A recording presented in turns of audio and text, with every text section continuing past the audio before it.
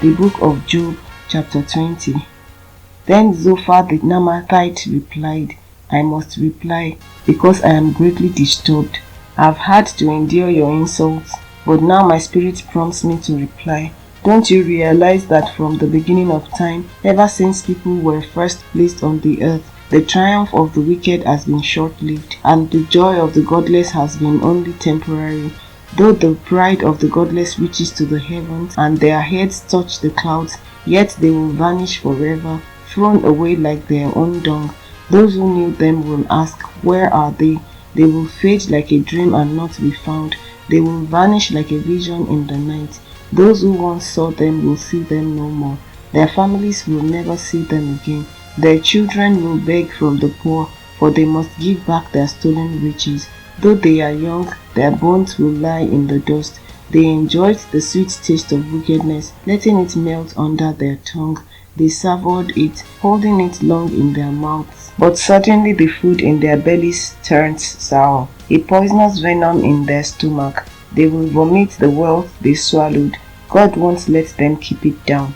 They will suck the poison of cobras. The viper will kill them. They will never again enjoy the streams of olive oil or rivers of milk and honey.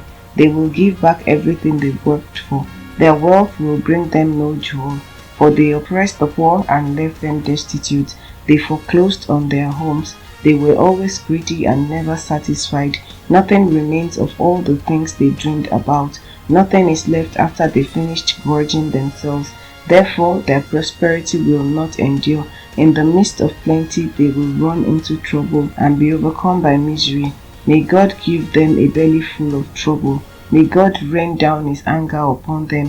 When they try to escape an iron weapon, a bronze-tipped arrow will pierce them. The arrow is pulled from their back, and the arrowhead glistens with blood. The terrors of death are upon them. Their treasures will be thrown into deepest darkness.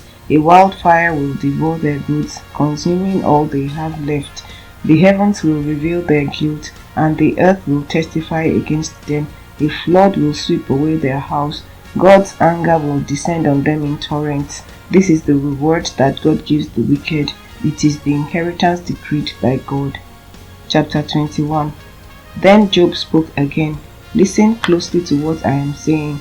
That's one consolation you can give me. Bear with me and let me speak. After I have spoken, you may resume mocking me. My complaint is with God, not with people. I have good reason to be so impatient. Look at me and be stunned. Put your hand over your mouth in shock. When I think about what I am saying, I shudder. My body trembles. Why do the wicked prosper, growing old and powerful? They live to see their children grow up and settle down, and they enjoy their grandchildren. Their homes are safe from every fear, and God does not punish them. Their bulls never fail to breed. Their cows bear calves and never miscarry. They let their children frisk about like lambs. Their little ones skip and dance. They sing with tambourine and harp. They celebrate to the sound of the flute. They spend their days in prosperity, then go down to the grave in peace. And yet they say to God, go away, we want no part of you and your ways. Who is the Almighty, and why should we obey him? What good will it do to us to pray? They think their prosperity is of their own doing, but I will have nothing to do with that kind of thinking. Yet the light of the wicked never seems to be extinguished. Do they ever have trouble? Does God distribute sorrows to them in anger? Are they driven before the wind like straw? Are they carried away by the storm like chaff? Not at all. Well, you say, at least God will punish their children. But I say he should punish the ones who sin, so that they understand his judgment. Let them see their destruction with their own eyes. Let them drink deeply of the anger of the Almighty, for they will not care what happens to their family after they are dead. But who can teach a lesson to God, since it judges even the most powerful? One person dies in prosperity, completely comfortable and secure, the picture of good health, vigorous and fit. Another person dies in bitter poverty, never having tasted the good life, but both are buried in the same dust, both eaten by the same maggots. Look, I know what you're thinking. I know the schemes you plot against me. You will tell me of rich and wicked people whose houses are vanished because of their sins. But ask those who have been around, and they will tell you the truth.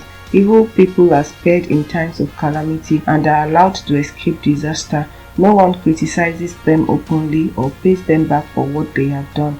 When they are carried to the grave, an honor guard keeps watch at their tomb. A great funeral procession goes to the cemetery. Many pay their respects as the body is laid to rest, and the earth gives sweet repose. How can your empty cliches comfort me? All your explanations are lies. Chapter 22. Then Eliphaz the Temanite replied, Can a person do anything to help God? Can even a wise person be helpful to him? Is it any advantage to the Almighty if you are righteous? Would it be any gain to him if you were perfect? Is it because you are so pious that he accuses you and brings judgment against you? No, it's because of your wickedness. There is no limit to your sins. For example, you must have lent money to your friend and demanded clothing as security. Yes, you stripped him to the bone. You must have refused water for the thirsty and food for the hungry. You probably think the land belongs to the powerful and only the privileged have the right to it. You must have sent widows away empty-handed and crushed the hopes of orphans. That is why you are surrounded by traps and tremble from sudden fears. That is why you cannot see in darkness and waves of water cover you. God is so great, higher than the heavens, higher than the farthest stars. But you reply, that is why God can't see what I am doing. How can he judge through the thick darkness? For thick clouds swirl about him and he cannot see us. He is way up there, walking on the vault of heaven. Will you continue on the old path where evil people have walked? They were snatched away in the prime of life, the foundations of their lives washed away, for they said to God, Leave us alone. What can the Almighty do to us? Yet it was the one who filled their homes with good things. So I will have nothing to do with that kind of thinking. The righteous will be happy to see the wicked destroyed, and the innocent will laugh in content. They will say, See how our enemies have been destroyed. The last of them have been consumed in the fire. Submit to God and you will have peace. Then things will go well for you. Listen to his instructions and store them in your heart. If you return to the Almighty, you will be restored, so clean up your life. If you give up your lust for money and throw your precious gold into the river, the Almighty himself will be your treasure. He will be your precious silver. Then you will take delight in the Almighty and look up to God. You will pray to him and he will hear you, and you will fulfill your vows to him. You will succeed in whatever you choose to do, and light will shine on the road ahead of you. If people are in trouble and you say help them, God will save them. Even sinners will be rescued. They will be rescued because your hands are pure. The book of Job, chapter 23. Then Job spoke again. My complaint today is still a bitter one, and I try hard not to groan aloud. If only I knew where to find God, I would go to his court. I would lay out my case and present my arguments. Then I would listen to his reply and understand what he says to me. Would he use his great power to argue with me? No, he would give me a fair hearing. Honest people can reason with him, so I would be forever acquitted by my judge. I go east, but he is not there. I go west, but I cannot find him. I do not see him in the north, for he is hidden. I look to the south, but he is concealed. But he knows where I am going, and when he tests me, I will come out as pure as gold. For I have stayed on God's paths. I have followed his ways and not turned aside. I have not departed from his commands, but have treasured his words more than daily food. But once he has made his decision, who can change his mind? Whatever he wants to do, he does. So he will do to me whatever he has planned. He controls my destiny. No wonder I am so terrified in his presence. When I think of it, terror grips me. God has made me sick at heart. The Almighty has terrified me. Darkness is all around me. Thick, impenetrable darkness is everywhere. Chapter 24. Why doesn't the Almighty bring the wicked to judgment? Why must the godly wait for him in vain? Evil people steal land by moving the boundary markers. They steal livestock and put them in their own pastures. They take the orphan's donkey and demand the widow's ox as security for a loan. The poor are pushed off the path. The needy must hide together for safety. Like wild donkeys in the wilderness, the poor must spend all their time looking for food, searching even in the desert for food for their children. They harvest a field they do not own, and they glean in the vineyards of the wicked. All night they lie naked in the cold, without clothing or covering. They are soaked by mountain showers, and they huddle against the rocks for want of a home. The wicked snatch a widow's child from her breast, taking the baby as security for a loan. The poor must go about naked, without any clothing. They harvest food for others, while they themselves are starving.